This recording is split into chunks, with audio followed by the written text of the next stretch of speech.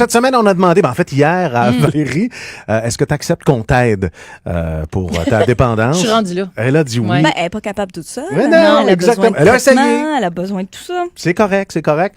On s'est tourné vers l'hypnose, une hypnothérapeute avec nous ce matin, Valérie Deslandes. Et là, on va te traiter, chère Valérie, n'est-ce pas? Bon matin tout le monde. Salut. En fait, chère équipe, je dois commencer par vous dire qu'il y a une nouvelle loi qui est passée depuis environ 2 ans qui nous demande en hypnose de thérapie de ne pas utiliser les mots traiter, traitement, guérir, guérison, simplement parce qu'on n'est pas docteur. Ah, OK. Alors, c'est important de faire la différence. L'hypnose de thérapie soulage les symptômes et ça nous permet, nous, les thérapeutes, d'offrir des outils à nos clients pour qu'ils puissent s'auto-gérer. OK. Mais C'est comme ça est-ce qu'il faut qu'on le dire. pourrait soulager Valérie?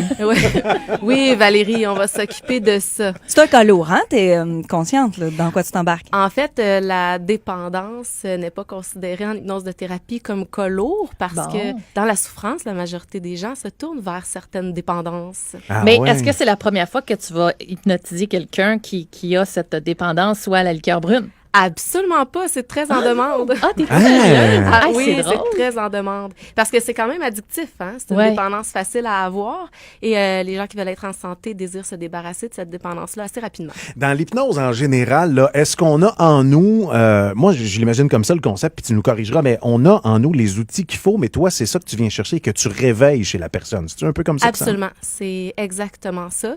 C'est une manière aussi de mettre en contact le cerveau conscient avec le cerveau inconscient dans le but de les mettre en accord pour que vos deux cerveaux travaillent sur le même objectif.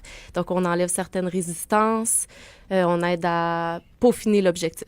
Ah, c'est bon. Mais Mais au-delà de la dépendance comme telle, Oui. qu'est-ce que tu peux aider? Tu peux pas soigner, non, on peut pas le dire, mais qu'est-ce que tu aides là, chez la personne? Quand... En fait, moi, je suis spécialisée au niveau du deuil, donc j'aide beaucoup l'anxiété, l'insomnie, les dépendances, justement, tout ce qui va avec ça, les traumatismes, les résidus de traumatisme, les phobies, ce genre de choses-là.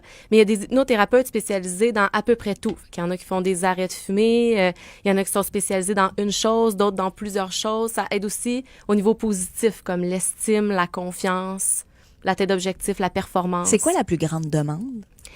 Ben, dans mon bureau, c'est le deuil et l'anxiété. Je dirais, d'une manière générale, au niveau de la société, c'est l'anxiété, le stress. Oui, définitivement. Ben, Et ça, ça c'est prend- le gros mot. En Ben ce oui, moment, non, là. c'est Ouais, ça. très à la mode. Hein, ça prend l'anxiété. combien de temps pour réussir à se départir de cette dépendance? Ah, là, ça doit être du cas par cas. Ben C'est oui, du cas c'est par ça. cas parce que ça dépend. Exemple, on parle de la dépendance à la liqueur. Ben, pourquoi? Depuis combien de temps? Qu'est-ce que ça t'apporte? OK. Qu'est-ce que tu veux plus? Fait que ça dépend vraiment. Puis quand on parle, exemple, plus de deuil puis d'anxiété, ben, il faut vraiment regarder ça vient d'où? Y a-tu des crises? Y a-tu plusieurs deuils ou seulement un à la fois? Ça détermine le nombre de rencontres au fur et à mesure. C'est même difficile de répondre aux clients à la première rencontre.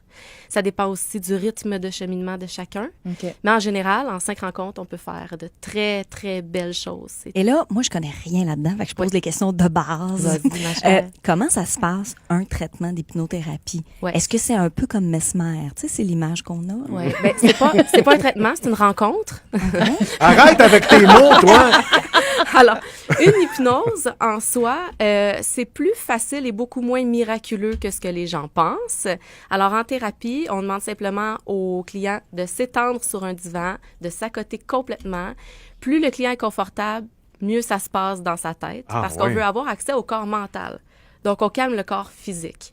Ensuite de ça, c'est principalement par la visualisation. Donc, la différence, exemple, entre une méditation puis une hypnose de thérapie, c'est vraiment que l'hypnothérapeute sait quelle image veut dire quoi au cerveau. Donc, il y en a qui trouvent ça très relaxant, puis il y en a qui vivent des effets de transe hypnotique beaucoup plus impressionnantes. Mais est-ce qu'on part? Tu sais, on est-tu plus Ça là? dépend des gens. Mais par contre, on se souvient de tout, on s'en va pas sur Mars, puis si le client est pas motivé à faire des efforts, en Val, Mhm. faut que tu sois motivé OK. à arrêter la liqueur. Non, non, mais pour vrai, je le suis. Vous Il y en savez. a qui pensent que le thérapeute fait tout, mais non. On donne un outil de OK. gestion. OK. Si la personne est motivée à se gérer, le taux de réussite est très, très élevé. Mais là, tu disais que pour les dépendances, ça cache une souffrance? Pas ou, nécessairement. Parce que là, tu vas t'attaquer à quoi pour Valérie, par exemple? Tu sais, il faut s'attaquer à son problème, mais qu'elle le cache par un Pepsi.